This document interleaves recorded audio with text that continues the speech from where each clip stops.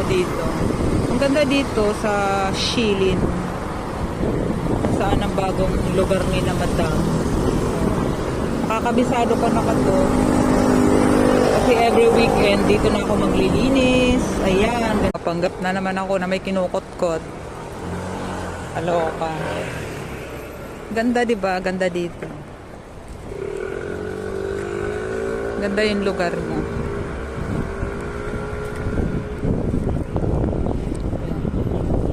Yan, yung building na yan. Yan. Diyan sila, Madam.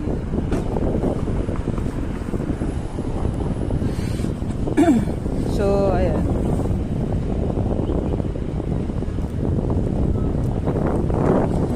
Babalik na ako.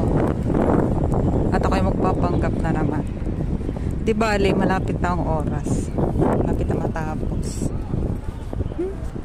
Bye-bye!